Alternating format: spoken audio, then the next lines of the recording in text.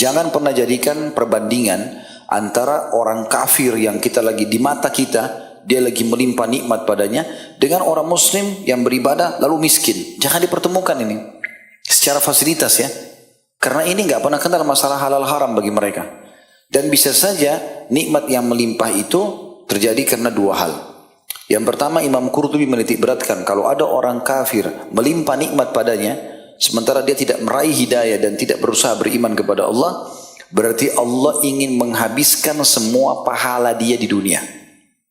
Sebagaimana dalam hadis disebutkan masalah Imam Qurtubi menyebutkan dalam kitab Tadhkirah beliau.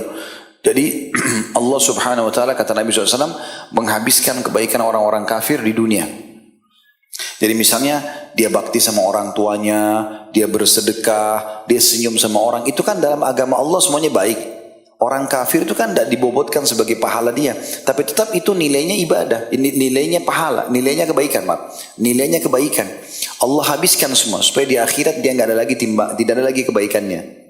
Sebaliknya juga kata Nabi SAW, dan Allah mudahkan kematian si kafir untuk menghabiskan semua kebaikannya. Dan sebaliknya orang-orang mukmin Allah buat pada saat dia meninggal dunia itu di keningnya ya ada keringat, karena Allah ingin menghabiskan dosa-dosanya sehingga dia bertemu dengan Allah tidak tertinggal dosa sedikit pun. Nah, kalau ada orang muslim kemudian dia miskin misalnya, Allah lebih tahu keadaannya. Mungkin memang orang ini kalau dikayakan justru jauh dari agama.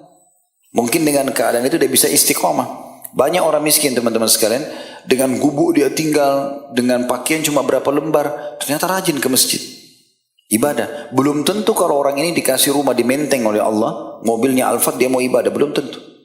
Terbukti banyak orang tadinya istiqomah, betul dikasih fasilitas, kurang ibadahnya. Allah lebih tahu.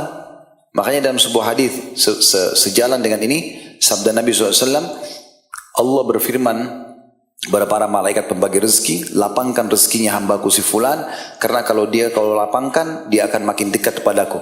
Dan sempitkan rezekinya si fulan, karena kalau kau luaskan rezeki dia akan jauh dari aku. Maka itu bentuk kasih sayang Allah SWT. Tapi kalau antum bisa mempertemukan antara istiqomah yang dalam agama, pada saat kita lagi susah dan pada saat kita lagi senang, Allah akan bukakan rezeki yang tidak bisa dibayangkan, yang sangat luas. Ya, Allah SWT akan bukakan pintu-pintu rezeki, pintu bisnis, pintu nama baik, pintu semuanya, asal kita bisa menjaganya. Tapi kapan kita tidak bisa menjaga justru membuat kita lalai, ya semoga Allah SWT bisa pertahankan. Tapi kalau umumnya Allah SWT angkat nikmat itu. Seperti itu kurang lebih gambarannya.